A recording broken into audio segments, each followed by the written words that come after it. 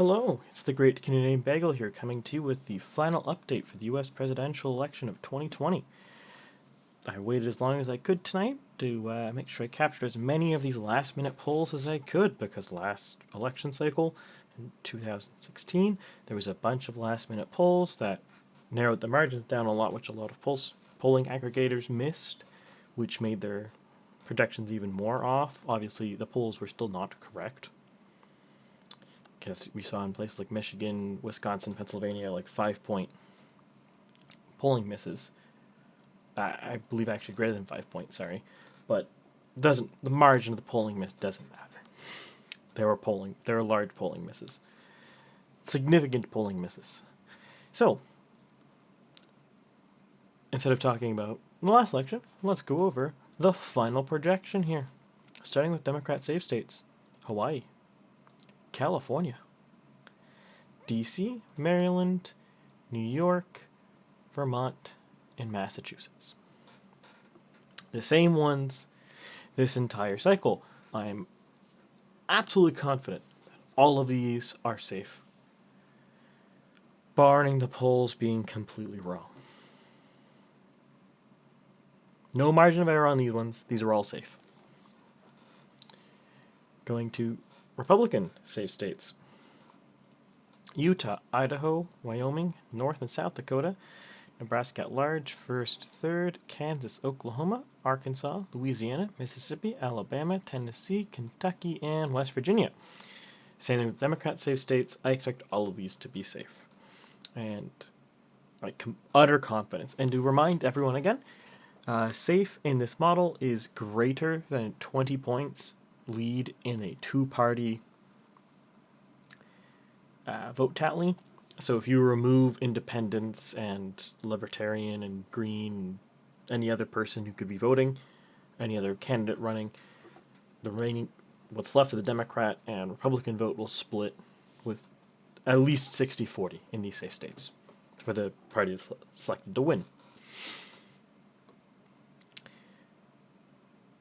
Moving on to the Democrat likely states, we got Oregon, Washington, Illinois, Delaware, New Jersey, Connecticut, Rhode Island, and Maine's first.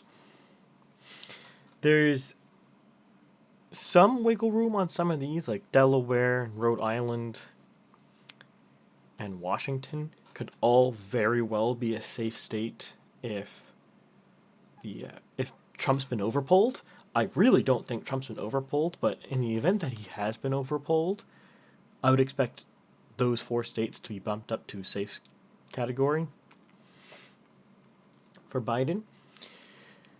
But overall, I think this is a pretty comfortable margin. So this likely margin is a 10 to 20 point lead. So the odds of any of these states going to Trump would be very, very low.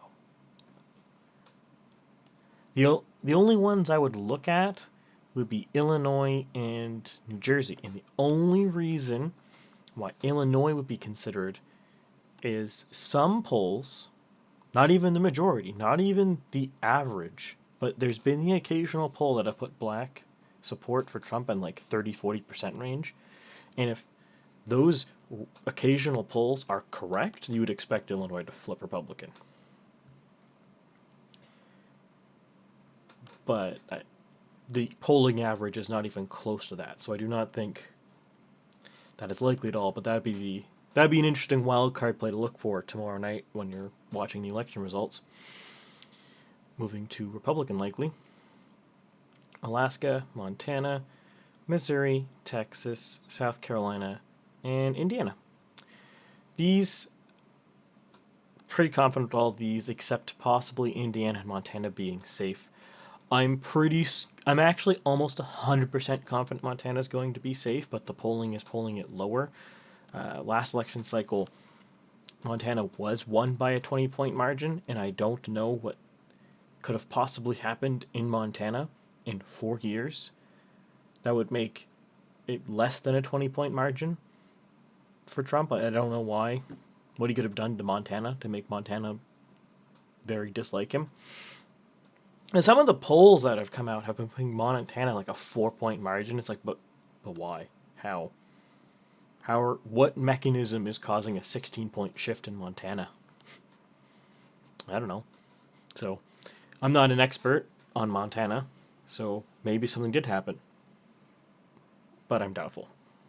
So I'm expecting Montana to be safe. And Indiana too. Indiana's really on the cusp. It's like Washington. It's like if Trump wins, Indiana's almost certainly to be safe.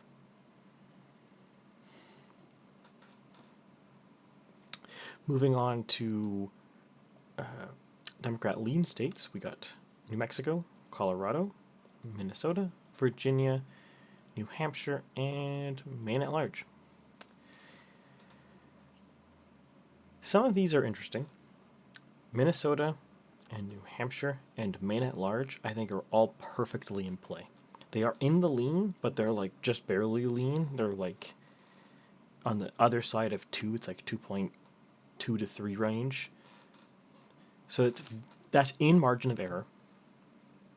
And technically, New Mexico's in margin of error too, but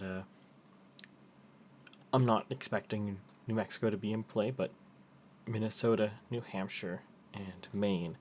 If my model is wrong and underestimates Trump, I'm expecting Trump to win those. Those are the states where Trump might flip that I'm not expecting. Oh, one also note, some pollsters are polling Texas as Biden favored. They're wrong. Straight up, they're wrong. If Texas goes Biden, I'm quitting. I'll delete my channel, and I'm just going to stop. It's not happening. I don't know why they're even bothered releasing those polls. They're obviously wrong, probably skewed sample sizes. There's just no way that there's a 13-point shift. Some of them are like 15, 16-point shifts in Texas in 4 years. What mechanism could have caused a 16-point shift in Texas? But not some of these surrounding states. Doesn't make any sense. There's no mechanism. There's no reason to believe the data. And I think this is a problem with a lot of pollsters. They will get a polling result, and they won't run it through a sanity check. They won't sit there and think, what mechanism could have caused this result? And then they publish the result without that sanity check. Polling is not perfect. Data science is not perfect. You need a sanity check. People don't change their opinions. They don't change how they're going to vote unless something preempted it. Something caused it. What is the causal mechanism for why Texas is in play this election?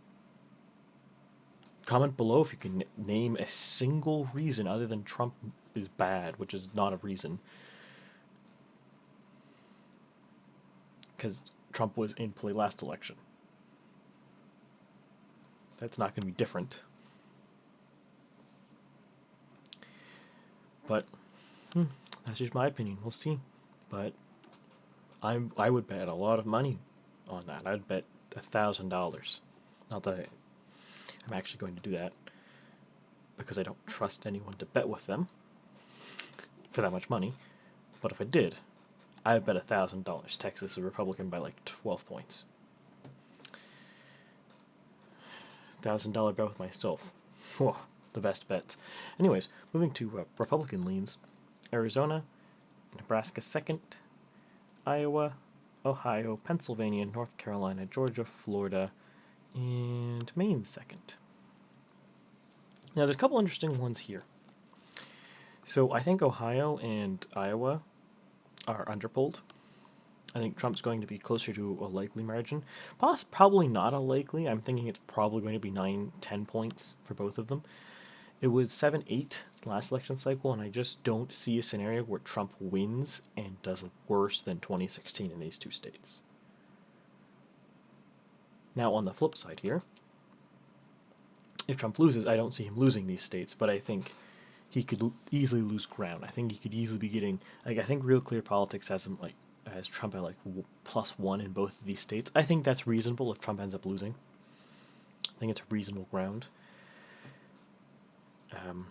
Conversely, if Trump loses, he's definitely losing Pennsylvania, Florida, Arizona. He's not winning or losing with those three. Of those, I think Florida is the most likely to go Trump, followed by Pennsylvania. Now, you might be thinking to yourself, that's a big shift in Arizona you're predicting there. And I'm not 100%. I don't think there's going to be a huge shift, but I could see it because there's been a lot of migration from California to Arizona, among many things.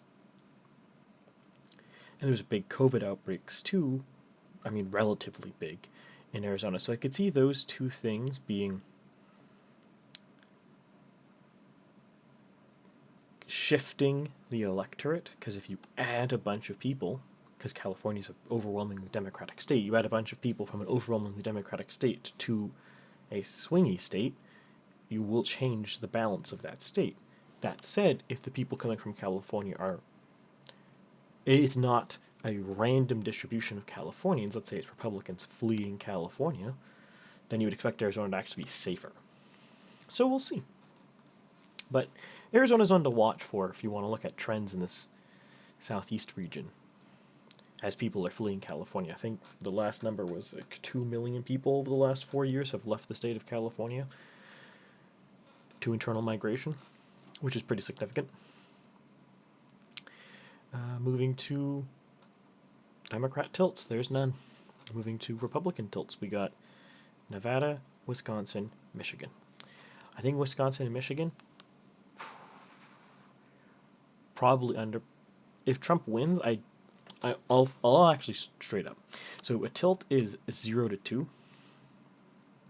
I don't think either person wins, and Wisconsin and Michigan is in that range. If Biden wins, he wins them by like 3 or 4 points. If Trump wins, he wins them by 3 or 4 points. I am very doubtful that actually Trump is going to win these by this tight margin. It's an interesting call on myself. I expect Trump to win them, but I think he's going to win them by a larger margin than my model suggests. But that's my gut versus math. So, take your pick. Nevada, coin flip, I don't know. Nevada could go to anyone. Last election, Nevada was one of the only states that overpolled for Trump. So, it's in his column here. Does that actually mean anything? I don't really know. It could easily go Democrat. Not that it matters, though. If Trump wins by 306 points, or 306 electoral college votes, he still won. So, whatever. Moving on to Trump's best case scenario. So for those of you at home, and who remember all of my videos, this has gotten a bit better for Trump since last week. He's now picked up New Hampshire as a tilt state, and Colorado is now a tilt. A couple other states moved a bit, but not that. Doesn't matter that much. I'm expecting. So, since some of these are tilts, I think there is a reasonable case to be made that let's say some Biden voters just decide not to vote, which always happens. If more Biden voters decide not to vote than Trump voters, I think it's perfectly plausible that in a Trump's best case scenario here, he could, the super best case scenario, I could see him picking up Oregon, Virginia, Colorado, New Mexico, and Maine at large. That's the super best case scenario. That's outside my model's confidence interval. So I don't think that's at all even a reasonably likely event, but it's hypothetically possible. Whereas Trump picking up California would require such a monumental polling miss that I could just be calling anything, just flip who's going to win which states at that point, right? But Trump winning Oregon, Virginia, Colorado, New Mexico, and Maine at large isn't unreasonable. Now, it might seem like a huge win, But there are other models. There's that one data scientist, I forget his name, who's predicting exactly that scenario. So, the primary model guy, anyone who's probably watching this video probably knows what I'm talking about, I hope. So it's not implausible. Other people are predicting it, and three of these areas, 16 electoral votes, are within our tilt. So, like, super tight margin of, like, probably 50% chance of being wrong or right on a tilt call, basically. So if we look at this map, we would expect from Nevada, Wisconsin, and Michigan, the three tilts I have listed, that I'm going to get 50% of those wrong. Assuming all the underlying data in my model is correct, you would assume 50% of this call is wrong. Now, a wrong call doesn't necessarily mean Biden wins one half of them. It could mean that, let's say, Biden wins Nevada and Trump wins Wisconsin by a larger margin. Or Trump wins all three, but one and a half of them by a larger margin. So, 50% wrong doesn't necessarily mean, at least to me, 50% wrong doesn't necessarily mean Biden's going to win one and a half of them. We'll see. And then moving to Biden's best case scenario, this has gotten really bad for him. His best case scenario is garbage. His best case scenario requires him to win 4 tilt states.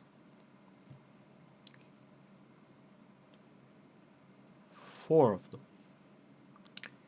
If he loses Michigan or Pennsylvania, if he loses Pennsylvania, he immediately loses.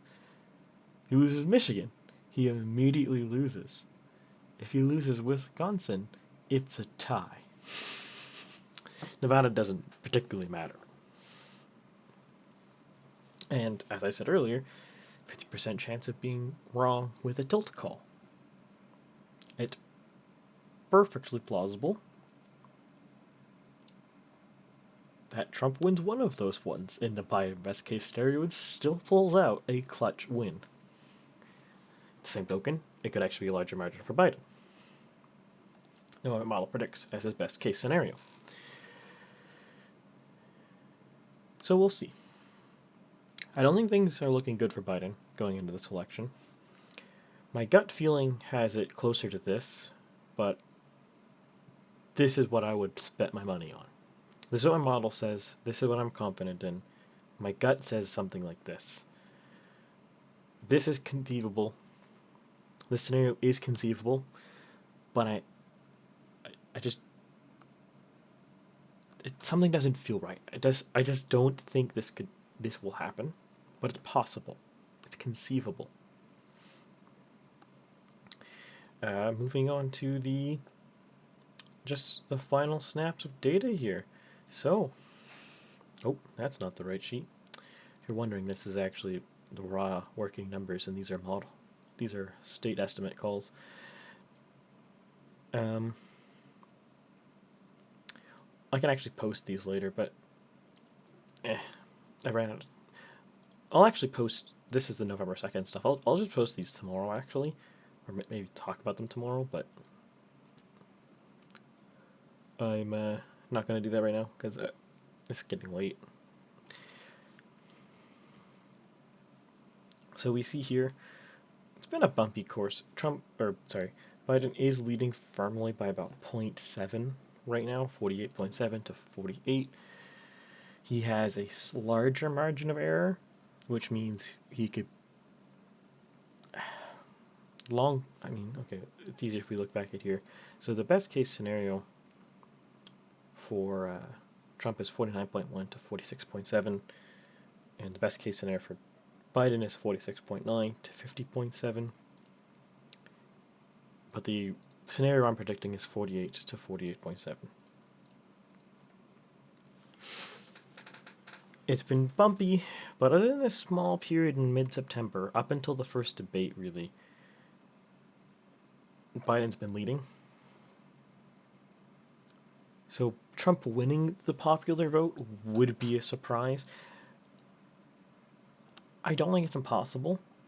I think anyone who thinks it's impossible is daft, because there's plenty of reasons why you should expect polling to be less accurate this year.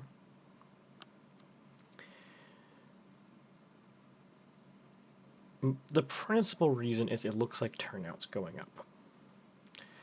When there's a sudden uptick in voter turnout, you will expect that the pollsters could very well be wrong if it's not a proportional uptick. So let's say you have I think last election was like 2016 was 55% voter turnout. So let's say we go to a 60% voter turnout. But that 5% new voters are all non-college educated voters. Then you'd expect Trump to just destroy, just to utterly wipe the floor. If they are all college educated voters, that's not a good example. Democrats don't have a super huge lead in it. Let's say they're all Muslims or religious minorities more broadly. They're all religious minorities. You would expect the Democrats to do really well because the Democrats do better with the religious minorities or racial minorities or whatever. In the average election cycle, actually, this election cycle looks like Trump's doing, for a Republican, is doing very well with Black, Hispanic, Asians, other, like Native Americans,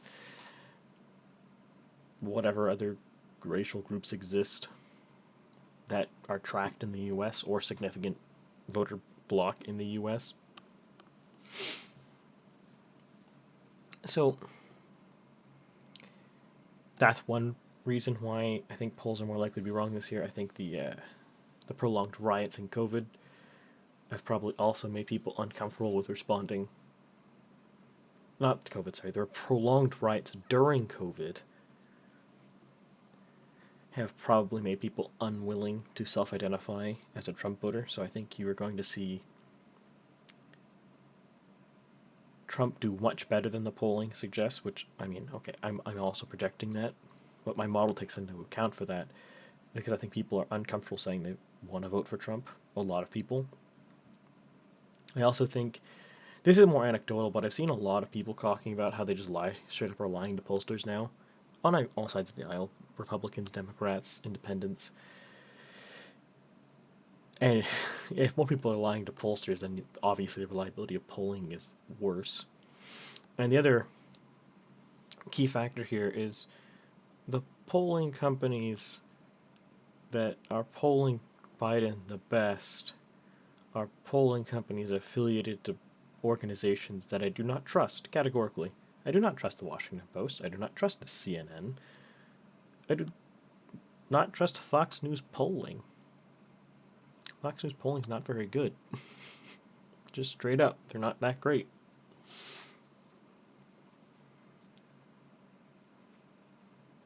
So, like, these are some of the ones who are repeatedly putting Biden up the most. And then the ones I trust more, like Emerson or Rasmussen, have the race much tighter. Something's funky there. That's all I'm going to say. Something's funky there. Which I think we might see a lot of the polling aggregators are going to get wrong. Oh, YouGov's another one that polls Biden quite high. But when you sit down and reweight their numbers, because for whatever reason YouGov loves polling like 48% Democrat, and it's like, oh, Biden's winning over 50% of the vote, and it's like, yep, because you way over polled Democrats. There's literally never been an election where 48% of voters have been Democrats. It's never happened. At least if it has happened, I cannot quote you a year it has happened, and I've looked at more election cycles than the average person.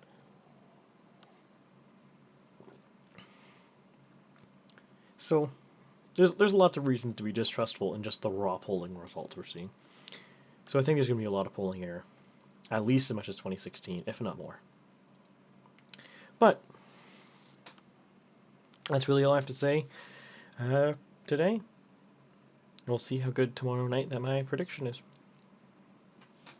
As always, though, if you liked the video, please like, share, subscribe, comment below if you think I'm right. If you have your own predictions in the comment section, we can talk about them. Make friendly bets. I don't know. Call me dumb. I don't know. Argue if you think there's other reasons why the polling might be off this year, or where your gut says it's going to go. I like discussion, and until my channel blows up to the point that I don't know, this is my job. I'm probably going to comment on everyone who has a comment that I can meaningfully comment on. Some people I don't, because sometimes I get question marks. I've gotten comments that are just question marks, and I don't know what that to even do. Like what? What does only question marks mean? I'll be straight with you. If you only type question marks on my video as a comment, I read that as incoherent screaming. So if you want to incoherently scream at me, please comment only question marks below the video. I'll get a chuckle out of it. Otherwise, have a good evening, and whatever side of the aisle you on, good luck tomorrow.